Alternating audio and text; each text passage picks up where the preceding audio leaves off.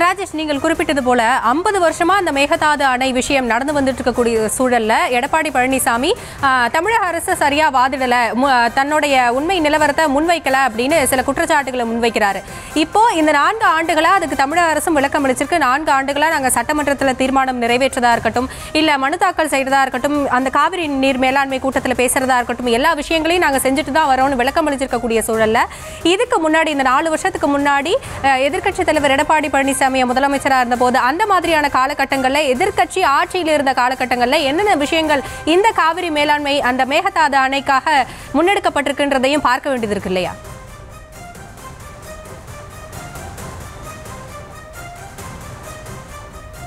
நிச்சயமாக இது அதிமுக திமுகவினுடைய பல ஆட்சி காலங்களில் கிட்டத்தட்ட 1970 இந்த பிரச்சனை இருக்கிறது. அதற்கு முன்பிலிருந்தும் கூட இந்த பிரச்சனை இருக்கிறது. ஆனால் கடந்த 50 ஆண்டுகளில் இந்த பிரச்சனை மிக தீவிரமாக இருக்கின்றது. நம்முடைய தமிழர்கள் கர்நாடகா மாநிலத்தில் இருக்கக்கூடியவர்கள் அடிபடுவதும் உதைப்படுவதும், தமிழ்நாட்டினுடைய அந்த ஃப்ளெக்ஸ் போர்டுகள் கிழிக்கப்படுவதும், அங்கு கர்நாடகத்தில் இருக்கக்கூடிய திரையரங்குகளிலே தமிழ் படங்கள் ஓடினால் அந்த தியேட்டரையே அடித்து கொளுத்துவதும், தமிழ்நாட்டு பேருந்துகள் அங்கே சென்றால் தீக்கிரையாக்கப்படுவதும், இங்கிருந்து செல்லக்கூடிய நம்முடைய லாரி ஓட்டுநர்கள் டாக்ஸி ஓட்டுநர்களை வழிமறித்து அவர்களை நிர்வாணப்படுத்தி அடித்து அவமானப்படுத்தி அனுப்புவது உள்ளிட்ட பல சம்பவங்கள் 10 ஆண்டுகளுக்கு முன்பு நடைபெற்றிருக்கின்றது. ஏனென்றால் இது ஒரு முக்கியமான ஒரு வாழ்வாதார பிரச்சனை. எனவே அதன் காரணமாகத்தான் இதை உணர்வுபூர்வமாக அணுக வேண்டிய ஒரு தேவை இருக்கின்றது. நீங்கள் கேட்டது போல அதிமுக ஆட்சி காலத்தில் என்ன நடவடிக்கை எடுக்கப்பட்டிருக்கிறது என்பது அதிமுக சார்பிலே சொல்லக்கூடிய விளக்கம் என்னவென்றால், நாடாளுமன்றத்திலே குறிப்பாக முன்னாள் முதலமைச்சர் ஜெயலலிதா அவர்கள் வலிமையாக இருந்தபோது அவர்களுக்கு 37 நாடாளுமன்ற உறுப்பினர்கள் இருந்தார்கள். அப்போது நாங்கள் ஒரு வார காலம் அவையை முடக்கினோம்.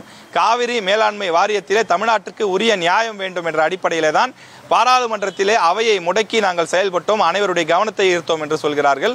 அது மட்டும் இல்லாமல் காவிரி மேலாண்மை வாரியம் அமைப்பதற்காக தொடர்ந்து முன்னாள் முதலமைச்சர் ஜெயலலிதா அவர்கள் பல்வேறு நடவடிக்கைகளை மேற்கொண்டிருக்கிறார் என்று சொல்கிறார்கள். அவ்வாறு திமுகவும் அதிமுகவும் எங்களுடைய ஆட்சி காலத்தில் நாங்கள் பல்வேறு நடவடிக்கைகளை மேற்கொண்டிருக்கிறோம் என்று தொடர்ந்து சொல்கிறார்கள். அதே போல உயர்நீதிமன்றங்களிலும் உச்ச நீதிமன்றத்திலும் சென்று பல வழக்குகளை தொடுத்திருக்கிறார்கள். இதில் எந்த விதமான மாற்று கருத்தும் கிடையாது. அதே நேரத்தில் அரசியல் ரீதியாக ஒருவரை ஒருவர் மாறி மாறி குற்றச்சாட்டுகளை முன்வைத்துக் கொள்கிறார்கள்.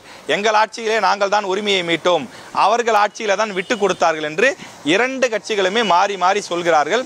ஆனால் 2 கட்சிகளுமே நீதிமன்றங்களுக்கு சென்றிருக்கிறார்கள், இதற்கான நடவடிக்கைகளை எடுத்திருக்கிறார்கள். ஆனாலும் எந்த ஆட்சி காலத்திலுமே இதற்கு ஒரு இறுதி தீர்ப்பு, ஒரு சுமூகமான முடிவு, ஒரு சொல்யூஷன் கிடைத்தது என்ற நிலை இல்லை. தொடர்ந்து ஒரு சுமூகமான தீர்வு கிடைக்காத காரணத்தினாலே 2 மாநிலங்களில் இருக்கக்கூடியவர்களும் அவ்வப்போது பாதிக்கப்படுவதும், குறிப்பாக தமிழ்நாட்டை சார்ந்தவர்கள் மிக கடுமையாக பாதிக்கப்படக்கூடிய சூழலும் இருக்கிறது. ஒருவேளை அந்த மேகதாது அணை கட்டப்பட்டு விட்டால் தமிழ்நாட்டிற்கு தற்போது வரக்கூடிய தண்ணீர் கூட கிடைக்காத சூழல் ஏற்படும். இதனால் கடைமடையில் இருக்கக்கூடிய நாகப்பட்டினம், திருவாரூர் உள்ளிட்ட அந்த மாவட்டத்து விவசாயிகள் கடுமையாக வஞ்சிக்கப்படக்கூடிய ஒரு சூழல் ஏற்படும். இப்போதே கர்நாடகத்திலிருந்து காவிரியிலிருந்து போதுமான தண்ணீர் அவ்வப்போது திறக்கப்பட்டாலும் கூட கடைமடை வரை சென்று சேர்வதில்லை என்ற குற்றச்சாட்டுகள் இருக்கின்றது. எப்படி இருக்கக்கூடிய சூழ்நிலையில் அந்த தண்ணீரினுடைய அளவை இன்னும் குறைத்து விட்டால், அவர்கள் கூடுதல் அணையை கட்டி தேக்கி வைத்துக் கொண்டால் நமக்கு தண்ணீர் இல்லாத சூழல் ஏற்படும். நம்முடைய தமிழ்நாடு விவசாயத்தை விட்டு சில மாவட்டங்கள் வெளியேறக்கூடிய ஒரு மோசமான சூழல் உருவாகும்.